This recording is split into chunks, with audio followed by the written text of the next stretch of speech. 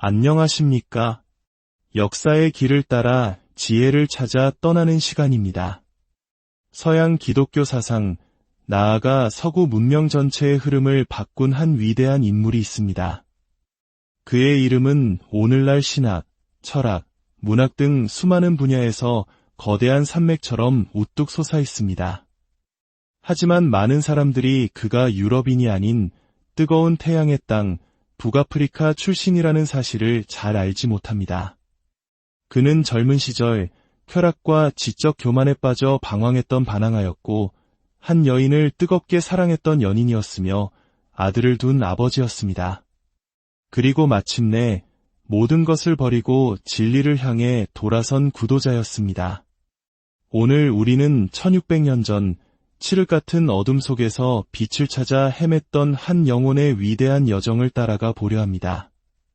바로 히포의 주교, 성 아우구스티누스의 이야기입니다. 이 깊은 이야기에 들어가기 앞서 잠시 여러분의 마음을 모아주시면 감사하겠습니다. 오늘 우리의 이야기가 여러분의 마음에 작은 울림을 준다면 구독과 좋아요를 통해 더 많은 분들이 이 은혜로운 여정에 동참할 수 있도록 도와주십시오. 여러분의 작은 손길이 또 다른 영혼에게 빛을 전하는 통로가 될 것입니다. 이 방송을 듣는 모든 분들의 삶에 하나님의 평강이 가득하기를 기도합니다. 이야기는 서기 354년 로마 제국의 지배 아래 있던 북아프리카의 작은 도시 타가스테에서 시작됩니다. 이곳에서 아우렐리우스 아우구스티누스가 태어났습니다. 그의 아버지는 이교도였던 파트리키우스로 아들이 세상에서 출세하여 가문의 명예를 높이기를 바랐던 현실적인 인물이었습니다. 반면 그의 어머니 모니카는 독실한 기독교 신자로 아들의 영혼이 하나님께 돌아오기만을 눈물로 기도하는 어머니였습니다. 이렇듯 서로 다른 가치관이 충돌하는 가정에서 자라난 젊은 아우구스티누스는 총명했지만 불같은 열정과 반항심으로 가득 찬 청년이었습니다. 그는 아버지의 바람대로 수사학을 공부하기 위해 인근 도시 마다우로스로 유학을 떠났지만 그의 마음은 학문보다 연극과 같은 세속적인 쾌락에 더 끌렸습니다.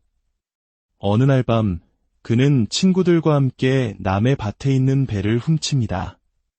배가 고파서가 아니었습니다. 단지 금지된 것을 행한다는 그 짜릿한 쾌감과 친구들 앞에서 자신의 대담함을 과시하고 싶은 어리석은 마음 때문이었습니다. 훔친 배는 돼지에게 던져주었을 뿐 그들 자신은 먹지도 않았습니다. 훗날 그는 자신의 책 고백로그에서 이 사건을 회상하며 이것이 바로 이유 없이 악을 사랑하는 인간 본성에 죄악된 모습이었음을 처절하게 깨달았다고 고백합니다. 아우구스티누스는 더 큰 학문을 위해 북아프리카의 중심지 카르타고로 떠납니다. 당대 최고의 도시였던 카르타고는 온갖 쾌락과 욕망이 들끓는 거대한 용광로와 같았습니다. 그는 그곳에서 수사학을 공부하며 뛰어난 재능을 보였지만 동시에 그의 영혼은 정욕의 소용돌이에 깊이 빠져들었습니다. 그는 한 여인과 사랑에 빠져 정식 결혼은 아니었지만 14년이 넘는 세월을 함께 살았습니다. 그녀는 아우구스티누스에게 하나님의 선물이라는 뜻의 아데오다투스라는 아들을 낳아주었습니다.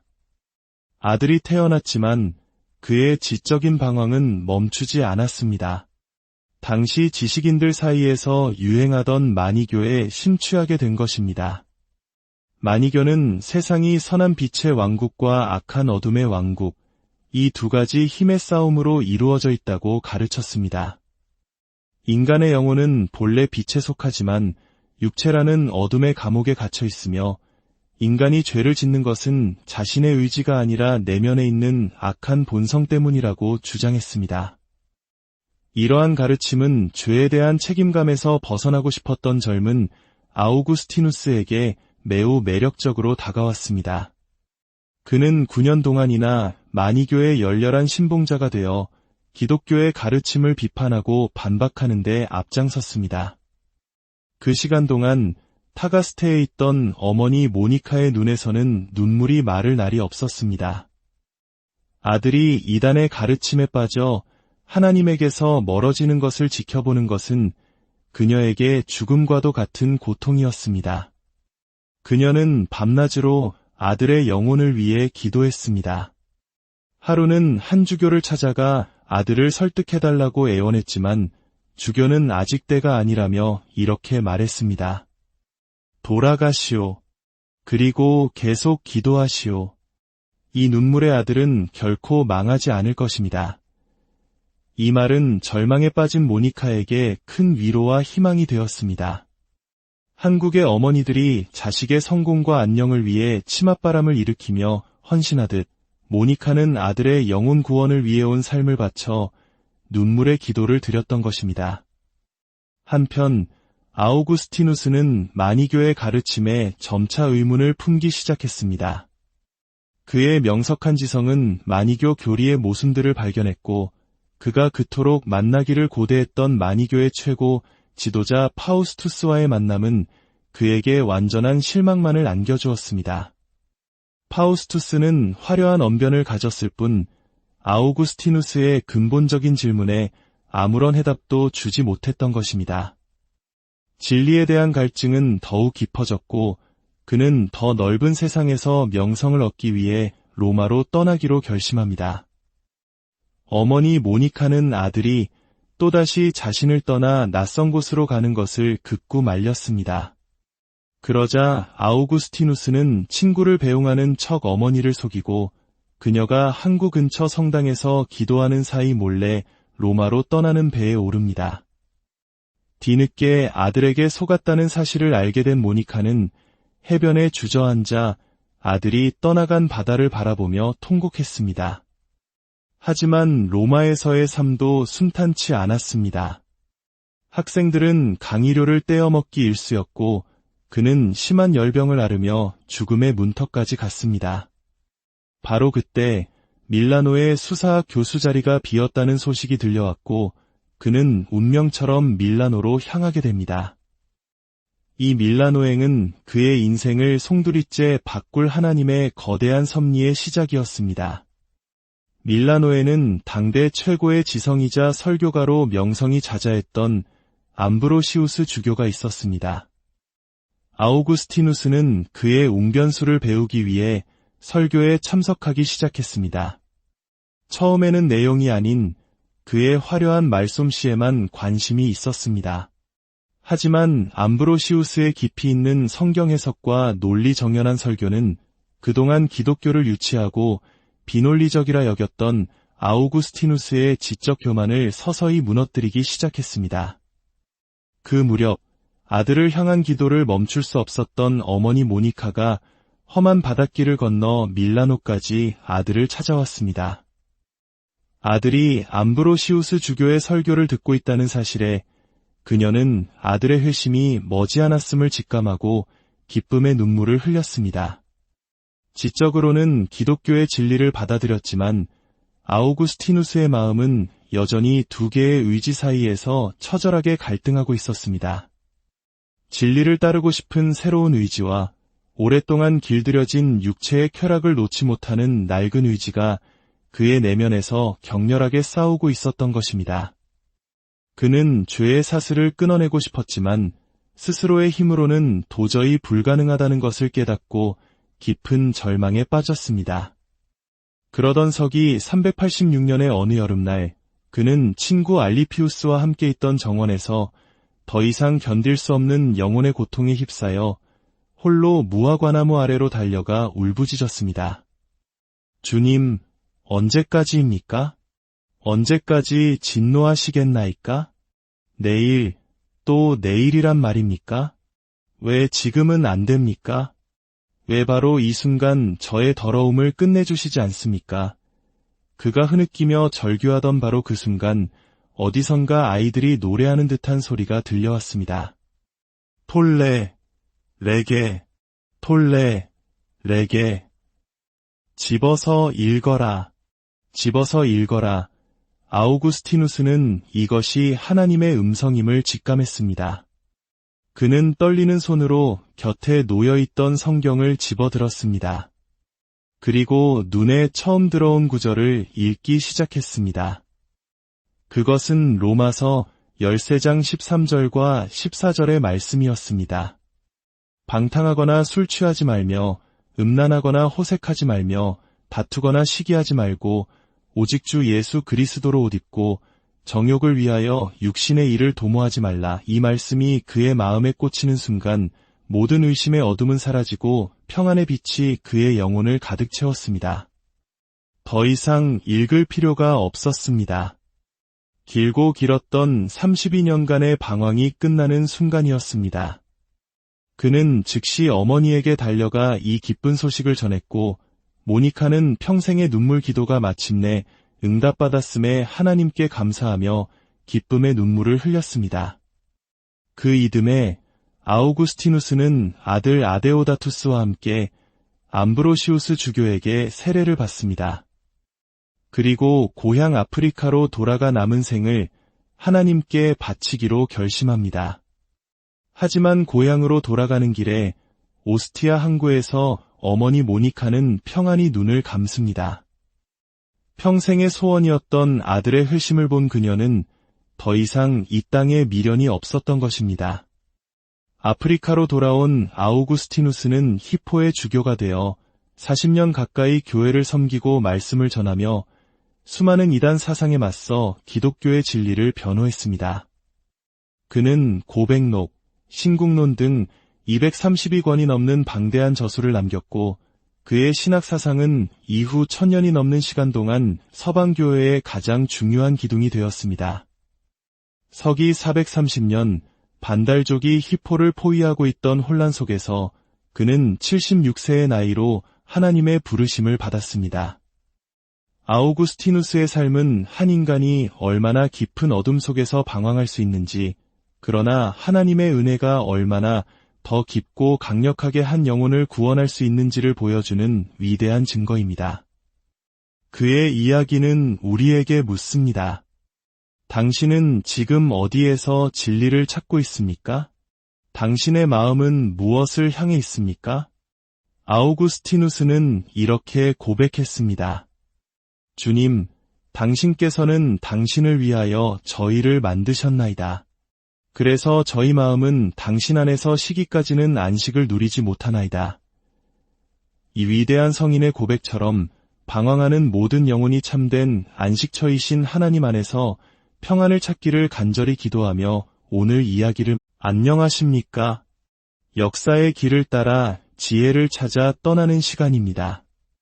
서양 기독교 사상, 나아가 서구 문명 전체의 흐름을 바꾼 한 위대한 인물이 있습니다. 그의 이름은 오늘날 신학, 철학, 문학 등 수많은 분야에서 거대한 산맥처럼 우뚝 솟아 있습니다. 하지만 많은 사람들이 그가 유럽인이 아닌 뜨거운 태양의 땅, 북아프리카 출신이라는 사실을 잘 알지 못합니다. 그는 젊은 시절 쾌락과 지적 교만에 빠져 방황했던 반항하였고 한 여인을 뜨겁게 사랑했던 연인이었으며 아들을 둔 아버지였습니다. 그리고 마침내 모든 것을 버리고 진리를 향해 돌아선 구도자였습니다. 오늘 우리는 1600년 전 칠흑 같은 어둠 속에서 빛을 찾아 헤맸던 한 영혼의 위대한 여정을 따라가 보려 합니다. 바로 히포의 주교 성 아우구스티누스의 이야기입니다. 이 깊은 이야기에 들어가기 앞서 잠시 여러분의 마음을 모아주시면 감사하겠습니다. 오늘 우리의 이야기가 여러분의 마음에 작은 울림을 준다면 구독과 좋아요를 통해 더 많은 분들이 이 은혜로운 여정에 동참할 수 있도록 도와주십시오. 여러분의 작은 손길이 또 다른 영혼에게 빛을 전하는 통로가 될 것입니다. 이 방송을 듣는 모든 분들의 삶에 하나님의 평강이 가득하기를 기도합니다. 이야기는 서기 354년 로마 제국의 지배 아래 있던 북아프리카의 작은 도시 타가스테에서 시작됩니다. 이곳에서 아우렐리우스 아우구스티누스가 태어났습니다. 그의 아버지는 이교도였던 파트리키우스로 아들이 세상에서 출세하여 가문의 명예를 높이기를 바랐던 현실적인 인물이었습니다. 반면 그의 어머니 모니카는 독실한 기독교 신자로 아들의 영혼이 하나님께 돌아오기만을 눈물로 기도하는 어머니였습니다. 이렇듯 서로 다른 가치관이 충돌하는 가정에서 자라난 젊은 아우구스티누스는 총명했지만 불같은 열정과 반항심으로 가득 찬 청년이었습니다. 그는 아버지의 바람대로 수사학을 공부하기 위해 인근 도시 마다우로스로 유학을 떠났지만 그의 마음은 학문보다 연극과 같은 세속적인 쾌락에 더 끌렸습니다. 어느 날 밤 그는 친구들과 함께 남의 밭에 있는 배를 훔칩니다. 배가 고파서가 아니었습니다. 단지 금지된 것을 행한다는 그 짜릿한 쾌감과 친구들 앞에서 자신의 대담함을 과시하고 싶은 어리석은 마음 때문이었습니다. 훔친 배는 돼지에게 던져주었을 뿐 그들 자신은 먹지도 않았습니다. 훗날 그는 자신의 책 고백로그에서 이 사건을 회상하며 이것이 바로 이유 없이 악을 사랑하는 인간 본성에 죄악된 모습이었음을 처절하게 깨달았다고 고백합니다. 아우구스티누스는 더 큰 학문을 위해 북아프리카의 중심지 카르타고로 떠납니다. 당대 최고의 도시였던 카르타고는 온갖 쾌락과 욕망이 들끓는 거대한 용광로와 같았습니다. 그는 그곳에서 수사학을 공부하며 뛰어난 재능을 보였지만 동시에 그의 영혼은 정욕의 소용돌이에 깊이 빠져들었습니다. 그는 한 여인과 사랑에 빠져 정식 결혼은 아니었지만 14년이 넘는 세월을 함께 살았습니다.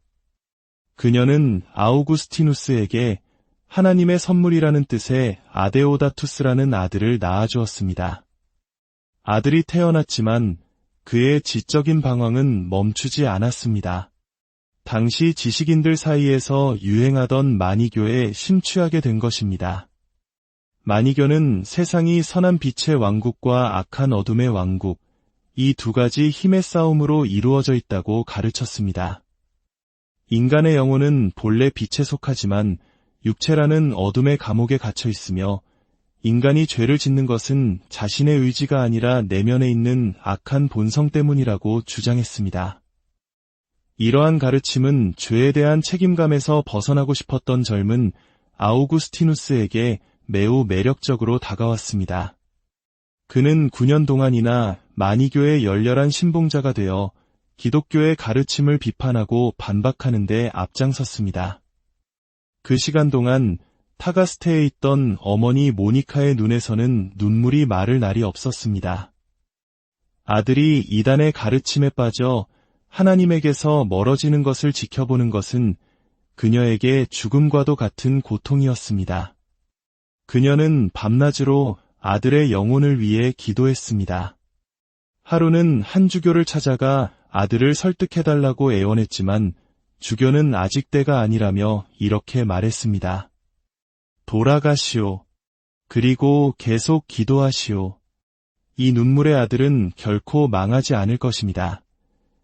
이 말은 절망에 빠진 모니카에게 큰 위로와 희망이 되었습니다. 한국의 어머니들이 자식의 성공과 안녕을 위해 치맛바람을 일으키며 헌신하듯 모니카는 아들의 영혼 구원을 위해 온 삶을 바쳐 눈물의 기도를 드렸던 것입니다. 한편 아우구스티누스는 마니교의 가르침에 점차 의문을 품기 시작했습니다. 그의 명석한 지성은 마니교 교리의 모순들을 발견했고 그가 그토록 만나기를 고대했던 마니교의 최고 지도자 파우스투스와의 만남은 그에게 완전한 실망만을 안겨주었습니다.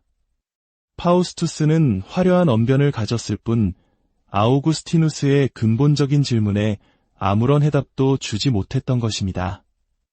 진리에 대한 갈증은 더욱 깊어졌고 그는 더 넓은 세상에서 명성을 얻기 위해 로마로 떠나기로 결심합니다. 어머니 모니카는 아들이 또다시 자신을 떠나 낯선 곳으로 가는 것을 극구 말렸습니다. 그러자 아우구스티누스는 친구를 배웅하는 척 어머니를 속이고 그녀가 항구 근처 성당에서 기도하는 사이 몰래 로마로 떠나는 배에 오릅니다. 뒤늦게 아들에게 속았다는 사실을 알게 된 모니카는 해변에 주저앉아 아들이 떠나간 바다를 바라보며 통곡했습니다. 하지만 로마에서의 삶도 순탄치 않았습니다. 학생들은 강의료를 떼어먹기 일쑤였고 그는 심한 열병을 앓으며 죽음의 문턱까지 갔습니다. 바로 그때 밀라노의 수사학 교수 자리가 비었다는 소식이 들려왔고 그는 운명처럼 밀라노로 향하게 됩니다. 이 밀라노행은 그의 인생을 송두리째 바꿀 하나님의 거대한 섭리의 시작이었습니다. 밀라노에는 당대 최고의 지성이자 설교가로 명성이 자자했던 암브로시우스 주교가 있었습니다. 아우구스티누스는 그의 웅변수를 배우기 위해 설교에 참석하기 시작했습니다. 처음에는 내용이 아닌 그의 화려한 말솜씨에만 관심이 있었습니다. 하지만 암브로시우스의 깊이 있는 성경 해석과 논리 정연한 설교는 그동안 기독교를 유치하고 비논리적이라 여겼던 아우구스티누스의 지적 교만을 서서히 무너뜨리기 시작했습니다. 그 무렵 아들을 향한 기도를 멈출 수 없었던 어머니 모니카가 험한 바닷길을 건너 밀라노까지 아들을 찾아왔습니다. 아들이 암브로시우스 주교의 설교를 듣고 있다는 사실에 그녀는 아들의 회심이 머지않았음을 직감하고 기쁨의 눈물을 흘렸습니다. 지적으로는 기독교의 진리를 받아들였지만 아우구스티누스의 마음은 여전히 두 개의 의지 사이에서 처절하게 갈등하고 있었습니다. 진리를 따르고 싶은 새로운 의지와 오랫동안 길들여진 육체의 쾌락을 놓지 못하는 낡은 의지가 그의 내면에서 격렬하게 싸우고 있었던 것입니다. 그는 죄의 사슬을 끊어내고 싶었지만 스스로의 힘으로는 도저히 불가능하다는 것을 깨닫고 깊은 절망에 빠졌습니다. 그러던 서기 386년의 어느 여름날 그는 친구 알리피우스와 함께 있던 정원에서 더 이상 견딜 수 없는 영혼의 고통에 휩싸여 홀로 무화과나무 아래로 달려가 울부짖었습니다. 주님, 언제까지입니까? 언제까지 진노하시겠나이까? 내일, 또 내일이란 말입니까? 왜 지금은 안 됩니까? 왜 바로 이 순간 저의 더러움을 끝내주시지 않습니까? 그가 흐느끼며 절규하던 바로 그 순간 어디선가 아이들이 노래하는 듯한 소리가 들려왔습니다. 톨레, 레게, 톨레, 레게. 집어서 읽어라. 집어서 읽어라. 아우구스티누스는 이것이 하나님의 음성임을 직감했습니다. 그는 떨리는 손으로 곁에 놓여있던 성경을 집어들었습니다. 그리고 눈에 처음 들어온 구절을 읽기 시작했습니다. 그것은 로마서 13장 13절과 14절의 말씀이었습니다. 방탕하거나 술 취하지 말며 음란하거나 호색하지 말며 다투거나 시기하지 말고 오직 주 예수 그리스도로 옷 입고 정욕을 위하여 육신의 일을 도모하지 말라. 이 말씀이 그의 마음에 꽂히는 순간 모든 의심의 어둠은 사라지고 평안의 빛이 그의 영혼을 가득 채웠습니다. 더 이상 읽을 필요가 없었습니다. 길고 길었던 32년간의 방황이 끝나는 순간이었습니다. 그는 즉시 어머니에게 달려가 이 기쁜 소식을 전했고 모니카는 평생의 눈물 기도가 마침내 응답받았음에 하나님께 감사하며 기쁨의 눈물을 흘렸습니다.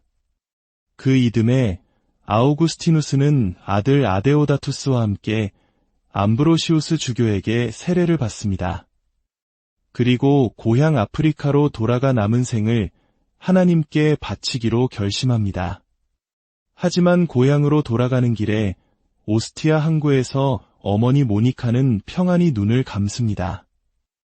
평생의 소원이었던 아들의 회심을 본 그녀는 더 이상 이 땅에 미련이 없었던 것입니다. 아프리카로 돌아온 아우구스티누스는 히포의 주교가 되어 40년 가까이 교회를 섬기고 말씀을 전하며 수많은 이단 사상에 맞서 기독교의 진리를 변호했습니다. 그는 고백록, 신국론 등 232권이 넘는 방대한 저수를 남겼고 그의 신학 사상은 이후 1000년이 넘는 시간 동안 서방교회의 가장 중요한 기둥이 되었습니다. 서기 430년 반달족이 히포를 포위하고 있던 혼란 속에서 그는 76세의 나이로 하나님의 부르심을 받았습니다. 아우구스티누스의 삶은 한 인간이 얼마나 깊은 어둠 속에서 방황할 수 있는지, 그러나 하나님의 은혜가 얼마나 더 깊고 강력하게 한 영혼을 구원할 수 있는지를 보여주는 위대한 증거입니다. 그의 이야기는 우리에게 묻습니다. 당신은 지금 어디에서 진리를 찾고 있습니까?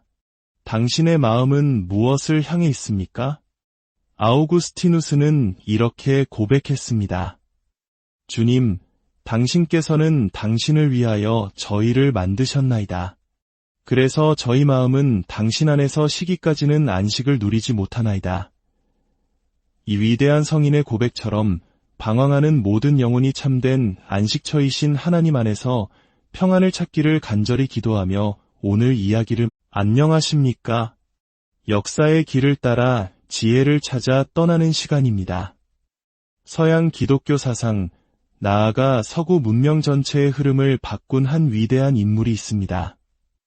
그의 이름은 오늘날 신학, 철학, 문학 등 수많은 분야에서 거대한 산맥처럼 우뚝 솟아 있습니다. 하지만 많은 사람들이 그가 유럽인이 아닌 뜨거운 태양의 땅, 북아프리카 출신이라는 사실을 잘 알지 못합니다. 그는 젊은 시절 쾌락과 지적 교만에 빠져 방황했던 반항아였고, 한 여인을 뜨겁게 사랑했던 연인이었으며 아들을 둔 아버지였습니다. 그리고 마침내 모든 것을 버리고 진리를 향해 돌아선 구도자였습니다. 오늘 우리는 1600년 전 칠흑 같은 어둠 속에서 빛을 찾아 헤맸던 한 영혼의 위대한 여정을 따라가 보려 합니다. 바로 히포의 주교, 성 아우구스티누스의 이야기입니다. 이 깊은 이야기에 들어가기 앞서 잠시 여러분의 마음을 모아주시면 감사하겠습니다. 오늘 우리의 이야기가 여러분의 마음에 작은 울림을 준다면 구독과 좋아요를 통해 더 많은 분들이 이 은혜로운 여정에 동참할 수 있도록 도와주십시오. 여러분의 작은 손길이 또 다른 영혼에게 빛을 전하는 통로가 될 것입니다. 이 방송을 듣는 모든 분들의 삶에 하나님의 평강이 가득하기를 기도합니다. 이야기는 서기 354년 로마 제국의 지배 아래 있던 북아프리카의 작은 도시 타가스테에서 시작됩니다. 이곳에서 아우렐리우스 아우구스티누스가 태어났습니다. 그의 아버지는 이교도였던 파트리키우스로 아들이 세상에서 출세하여 가문의 명예를 높이기를 바랐던 현실적인 인물이었습니다. 반면 그의 어머니 모니카는 독실한 기독교 신자로 아들의 영혼이 하나님께 돌아오기만을 눈물로 기도하는 어머니였습니다. 이렇듯 서로 다른 가치관이 충돌하는 가정에서 자라난 젊은 아우구스티누스는 총명했지만 불같은 열정과 반항심으로 가득 찬 청년이었습니다. 그는 아버지의 바람대로 수사학을 공부하기 위해 인근 도시 마다우로스로 유학을 떠났지만 그의 마음은 학문보다 연극과 같은 세속적인 쾌락에 더 끌렸습니다. 어느 날 밤 그는 친구들과 함께 남의 밭에 있는 배를 훔칩니다. 배가 고파서가 아니었습니다.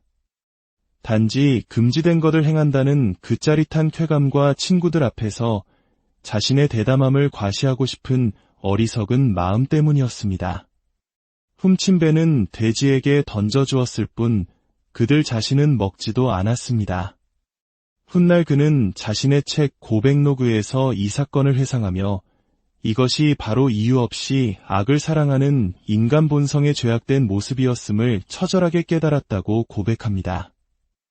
아우구스티누스는 더 큰 학문을 위해 북아프리카의 중심지 카르타고로 떠납니다.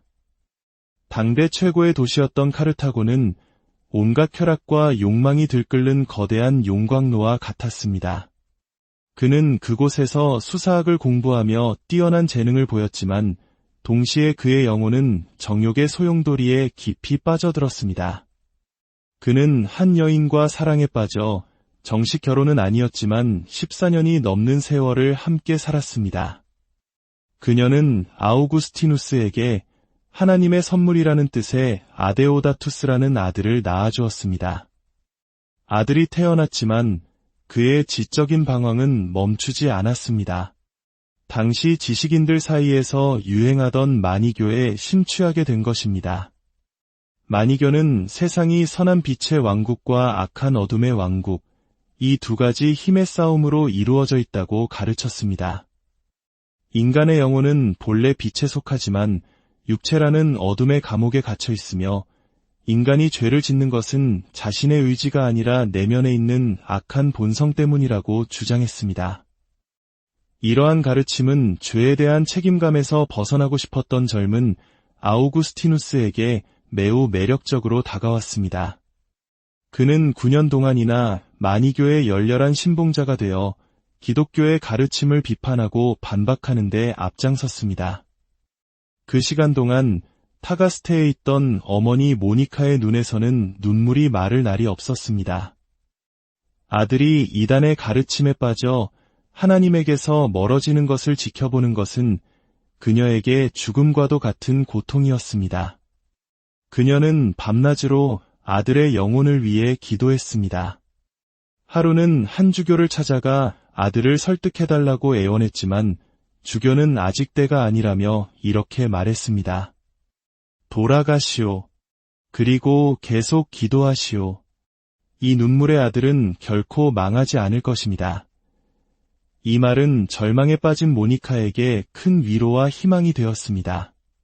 한국의 어머니들이 자식의 성공과 안녕을 위해 치맛바람을 일으키며 헌신하듯 모니카는 아들의 영혼 구원을 위해 온 삶을 바쳐 눈물의 기도를 드렸던 것입니다. 한편 아우구스티누스는 마니교의 가르침에 점차 의문을 품기 시작했습니다. 그의 명석한 지성은 마니교 교리의 모순들을 발견했고 그가 그토록 만나기를 고대했던 마니교의 최고 지도자 파우스투스와의 만남은 그에게 완전한 실망만을 안겨주었습니다. 파우스투스는 화려한 언변을 가졌을 뿐 아우구스티누스의 근본적인 질문에 아무런 해답도 주지 못했던 것입니다.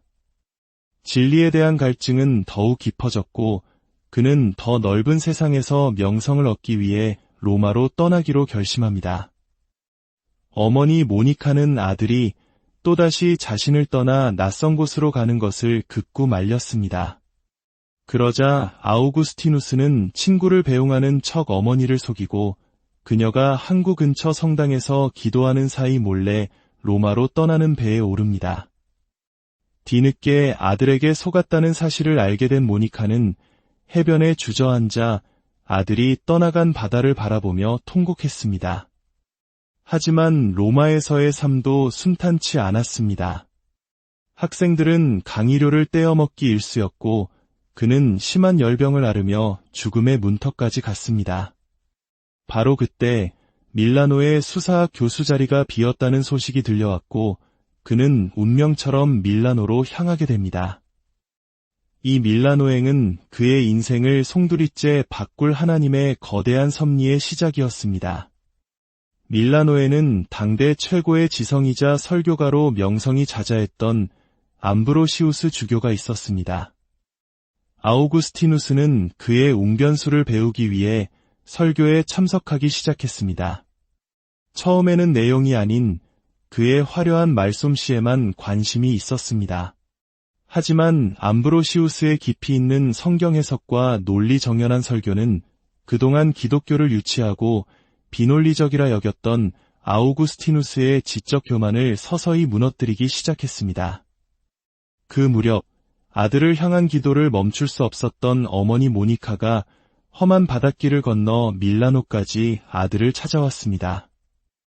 아들이 암브로시우스 주교의 설교를 듣고 있다는 사실에 그녀는 아들의 회심이 머지않았음을 직감하고 기쁨의 눈물을 흘렸습니다. 지적으로는 기독교의 진리를 받아들였지만 아우구스티누스의 마음은 여전히 두 개의 의지 사이에서 처절하게 갈등하고 있었습니다. 진리를 따르고 싶은 새로운 의지와 오랫동안 길들여진 육체의 쾌락을 놓지 못하는 낡은 의지가 그의 내면에서 격렬하게 싸우고 있었던 것입니다.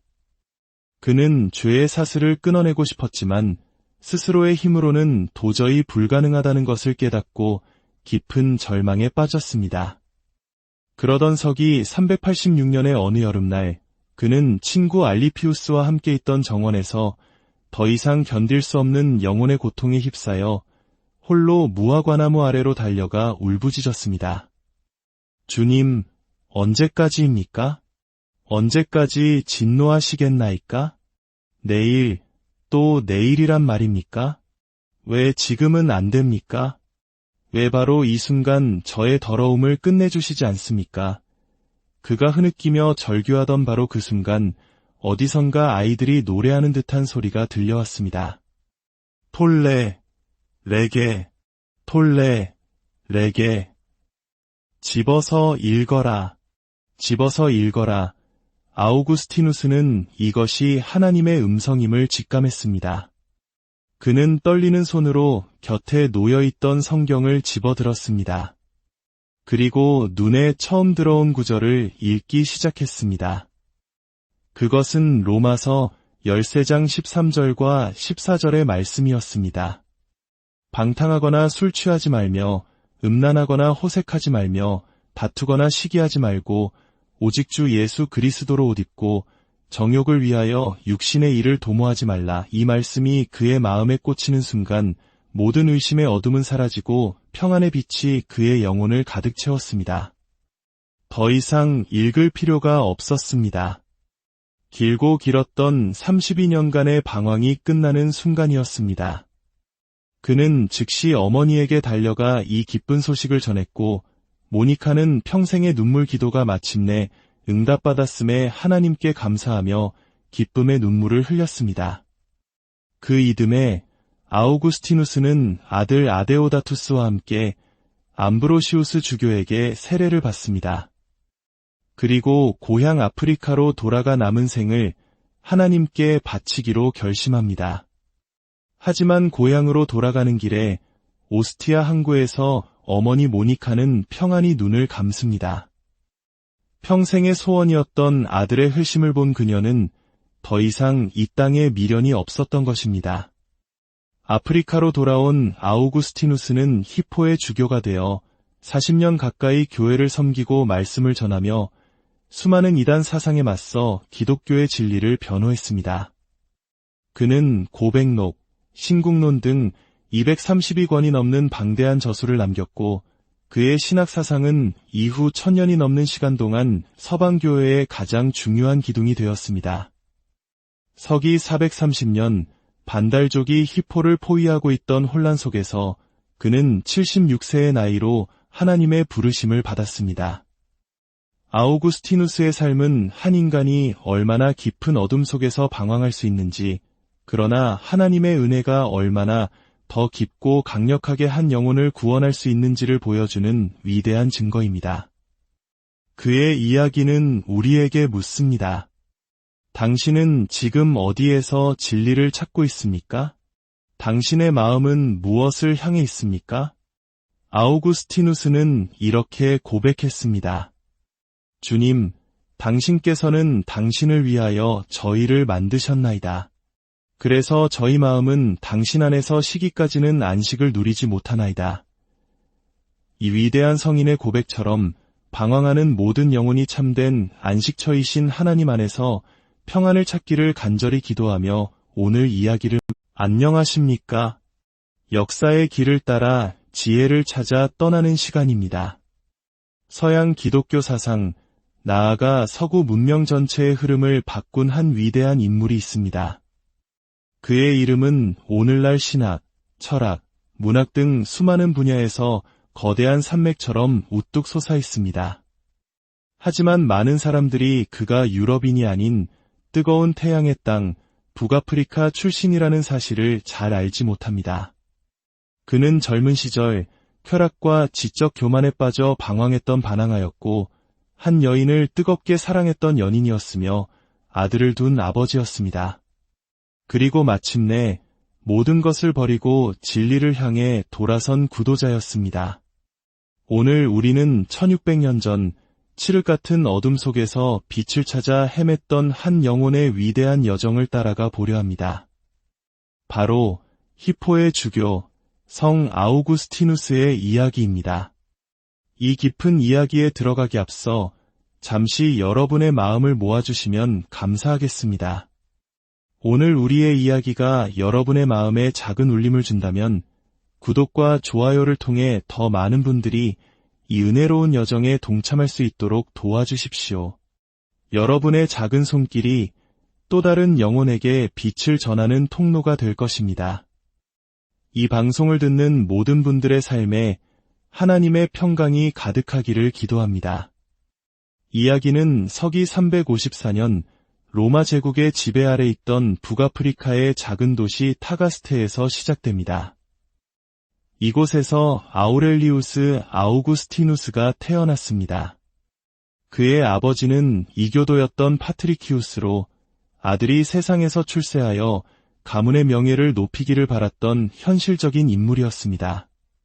반면 그의 어머니 모니카는 독실한 기독교 신자로 아들의 영혼이 하나님께 돌아오기만을 눈물로 기도하는 어머니였습니다.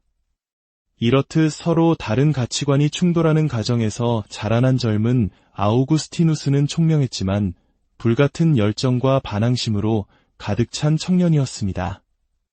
그는 아버지의 바람대로 수사학을 공부하기 위해 인근 도시 마다우로스로 유학을 떠났지만 그의 마음은 학문보다 연극과 같은 세속적인 쾌락에 더 끌렸습니다.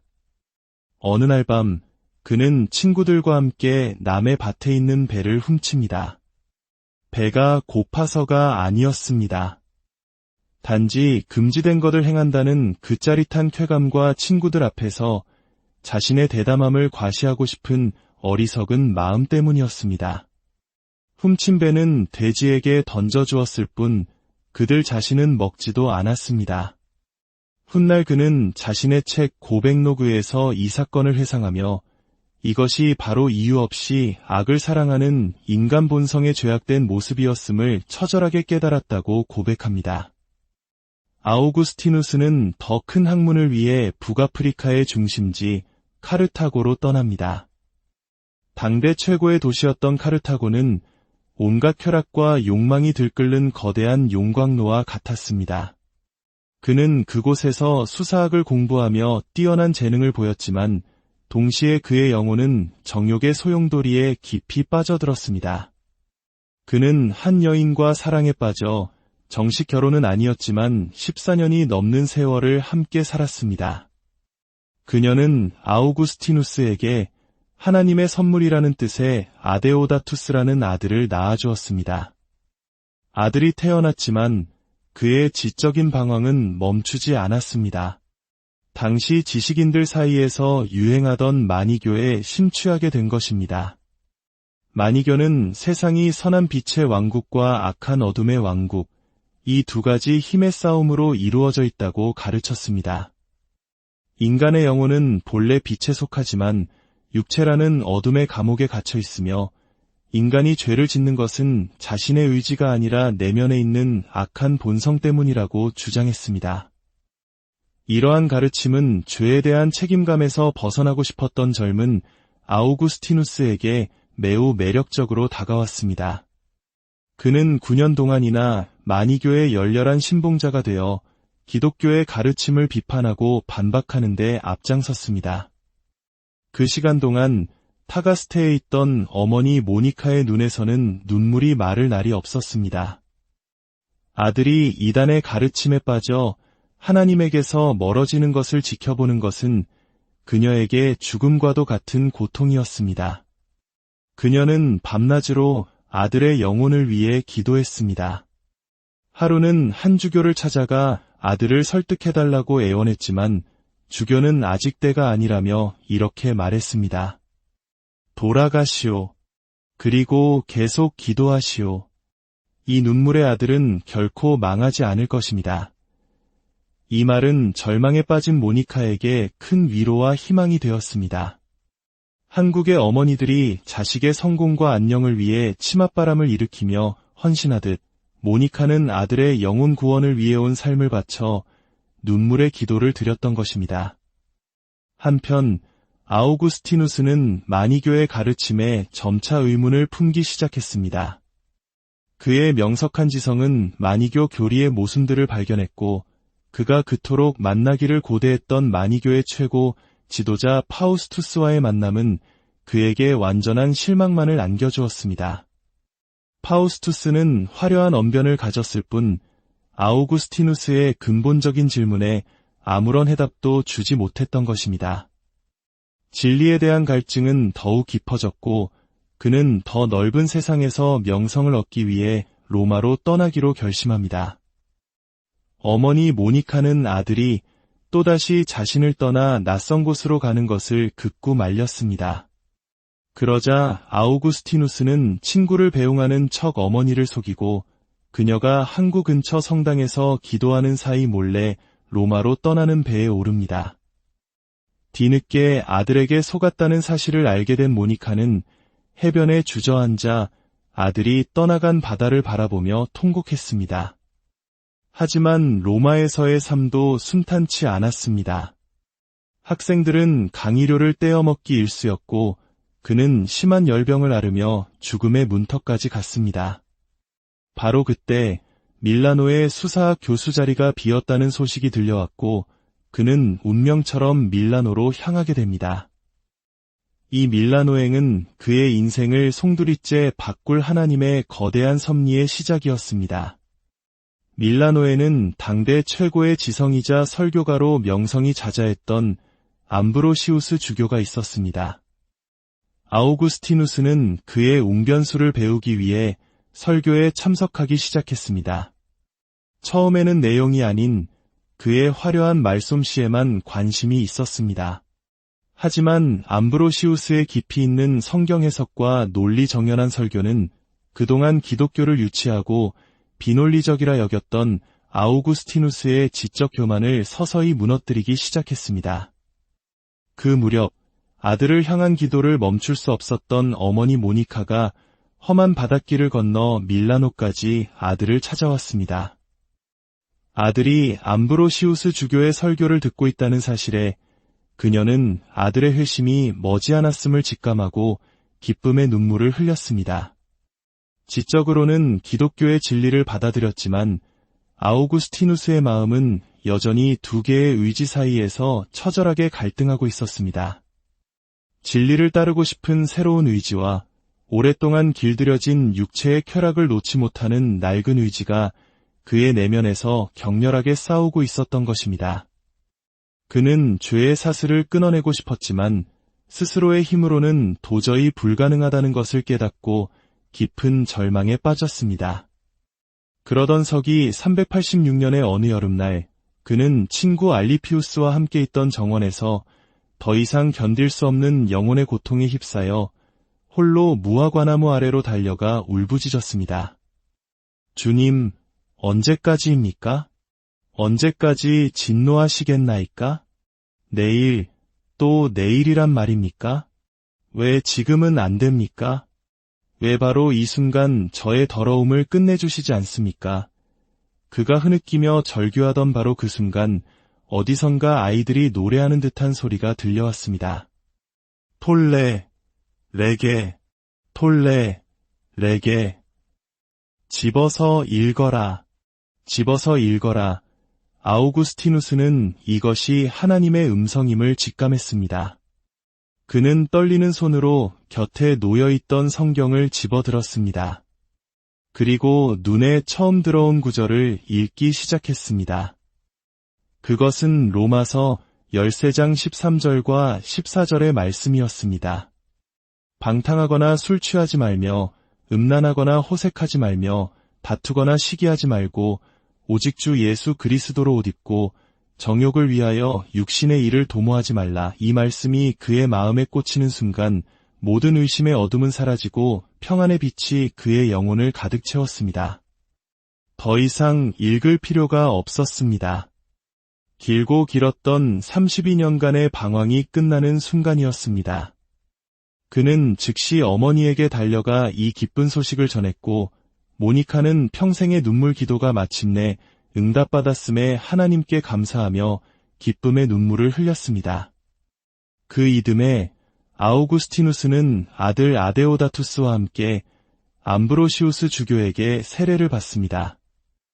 그리고 고향 아프리카로 돌아가 남은 생을 하나님께 바치기로 결심합니다. 하지만 고향으로 돌아가는 길에 오스티아 항구에서 어머니 모니카는 평안히 눈을 감습니다. 평생의 소원이었던 아들의 흘심을 본 그녀는 더 이상 이 땅에 미련이 없었던 것입니다. 아프리카로 돌아온 아우구스티누스는 히포의 주교가 되어 40년 가까이 교회를 섬기고 말씀을 전하며 수많은 이단 사상에 맞서 기독교의 진리를 변호했습니다. 그는 고백록, 신국론 등 232권이 넘는 방대한 저술을 남겼고 그의 신학 사상은 이후 1000년이 넘는 시간 동안 서방교회의 가장 중요한 기둥이 되었습니다. 서기 430년 반달족이 히포를 포위하고 있던 혼란 속에서 그는 76세의 나이로 하나님의 부르심을 받았습니다. 아우구스티누스의 삶은 한 인간이 얼마나 깊은 어둠 속에서 방황할 수 있는지, 그러나 하나님의 은혜가 얼마나 더 깊고 강력하게 한 영혼을 구원할 수 있는지를 보여주는 위대한 증거입니다. 그의 이야기는 우리에게 묻습니다. 당신은 지금 어디에서 진리를 찾고 있습니까? 당신의 마음은 무엇을 향해 있습니까? 아우구스티누스는 이렇게 고백했습니다. 주님, 당신께서는 당신을 위하여 저희를 만드셨나이다. 그래서 저희 마음은 당신 안에서 시기까지는 안식을 누리지 못하나이다. 이 위대한 성인의 고백처럼 방황하는 모든 영혼이 참된 안식처이신 하나님 안에서 평안을 찾기를 간절히 기도하며 오늘 이야기를 안녕하십니까? 역사의 길을 따라 지혜를 찾아 떠나는 시간입니다. 서양 기독교 사상, 나아가 서구 문명 전체의 흐름을 바꾼 한 위대한 인물이 있습니다. 그의 이름은 오늘날 신학, 철학, 문학 등 수많은 분야에서 거대한 산맥처럼 우뚝 솟아 있습니다. 하지만 많은 사람들이 그가 유럽인이 아닌 뜨거운 태양의 땅, 북아프리카 출신이라는 사실을 잘 알지 못합니다. 그는 젊은 시절 쾌락과 지적 교만에 빠져 방황했던 반항하였고 한 여인을 뜨겁게 사랑했던 연인이었으며 아들을 둔 아버지였습니다. 그리고 마침내 모든 것을 버리고 진리를 향해 돌아선 구도자였습니다.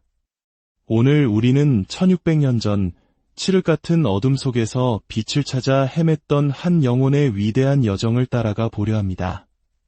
바로 히포의 주교 성 아우구스티누스의 이야기입니다. 이 깊은 이야기에 들어가기 앞서 잠시 여러분의 마음을 모아주시면 감사하겠습니다. 오늘 우리의 이야기가 여러분의 마음에 작은 울림을 준다면 구독과 좋아요를 통해 더 많은 분들이 이 은혜로운 여정에 동참할 수 있도록 도와주십시오. 여러분의 작은 손길이 또 다른 영혼에게 빛을 전하는 통로가 될 것입니다. 이 방송을 듣는 모든 분들의 삶에 하나님의 평강이 가득하기를 기도합니다. 이야기는 서기 354년 로마 제국의 지배 아래 있던 북아프리카의 작은 도시 타가스테에서 시작됩니다. 이곳에서 아우렐리우스 아우구스티누스가 태어났습니다. 그의 아버지는 이교도였던 파트리키우스로 아들이 세상에서 출세하여 가문의 명예를 높이기를 바랐던 현실적인 인물이었습니다. 반면 그의 어머니 모니카는 독실한 기독교 신자로 아들의 영혼이 하나님께 돌아오기만을 눈물로 기도하는 어머니였습니다. 이렇듯 서로 다른 가치관이 충돌하는 가정에서 자라난 젊은 아우구스티누스는 총명했지만 불같은 열정과 반항심으로 가득 찬 청년이었습니다. 그는 아버지의 바람대로 수사학을 공부하기 위해 인근 도시 마다우로스로 유학을 떠났지만 그의 마음은 학문보다 연극과 같은 세속적인 쾌락에 더 끌렸습니다. 어느 날 밤 그는 친구들과 함께 남의 밭에 있는 배를 훔칩니다. 배가 고파서가 아니었습니다. 단지 금지된 것을 행한다는 그 짜릿한 쾌감과 친구들 앞에서 자신의 대담함을 과시하고 싶은 어리석은 마음 때문이었습니다. 훔친 배는 돼지에게 던져주었을 뿐 그들 자신은 먹지도 않았습니다. 훗날 그는 자신의 책 고백로그에서 이 사건을 회상하며 이것이 바로 이유 없이 악을 사랑하는 인간 본성에 죄악된 모습이었음을 처절하게 깨달았다고 고백합니다. 아우구스티누스는 더 큰 학문을 위해 북아프리카의 중심지 카르타고로 떠납니다. 당대 최고의 도시였던 카르타고는 온갖 쾌락과 욕망이 들끓는 거대한 용광로와 같았습니다. 그는 그곳에서 수사학을 공부하며 뛰어난 재능을 보였지만 동시에 그의 영혼은 정욕의 소용돌이에 깊이 빠져들었습니다. 그는 한 여인과 사랑에 빠져 정식 결혼은 아니었지만 14년이 넘는 세월을 함께 살았습니다. 그녀는 아우구스티누스에게 하나님의 선물이라는 뜻의 아데오다투스라는 아들을 낳아주었습니다. 아들이 태어났지만 그의 지적인 방황은 멈추지 않았습니다. 당시 지식인들 사이에서 유행하던 마니교에 심취하게 된 것입니다. 마니교는 세상이 선한 빛의 왕국과 악한 어둠의 왕국, 이 두 가지 힘의 싸움으로 이루어져 있다고 가르쳤습니다. 인간의 영혼은 본래 빛에 속하지만 육체라는 어둠의 감옥에 갇혀 있으며 인간이 죄를 짓는 것은 자신의 의지가 아니라 내면에 있는 악한 본성 때문이라고 주장했습니다. 이러한 가르침은 죄에 대한 책임감에서 벗어나고 싶었던 젊은 아우구스티누스에게 매우 매력적으로 다가왔습니다. 그는 9년 동안이나 마니교의 열렬한 신봉자가 되어 기독교의 가르침을 비판하고 반박하는 데 앞장섰습니다. 그 시간 동안 타가스테에 있던 어머니 모니카의 눈에서는 눈물이 마를 날이 없었습니다. 아들이 이단의 가르침에 빠져 하나님에게서 멀어지는 것을 지켜보는 것은 그녀에게 죽음과도 같은 고통이었습니다. 그녀는 밤낮으로 아들의 영혼을 위해 기도했습니다. 하루는 한 주교를 찾아가 아들을 설득해달라고 애원했지만 주교는 아직 때가 아니라며 이렇게 말했습니다. 돌아가시오. 그리고 계속 기도하시오. 이 눈물의 아들은 결코 망하지 않을 것입니다. 이 말은 절망에 빠진 모니카에게 큰 위로와 희망이 되었습니다. 한국의 어머니들이 자식의 성공과 안녕을 위해 치맛바람을 일으키며 헌신하듯 모니카는 아들의 영혼 구원을 위해 온 삶을 바쳐 눈물의 기도를 드렸던 것입니다. 한편 아우구스티누스는 마니교의 가르침에 점차 의문을 품기 시작했습니다.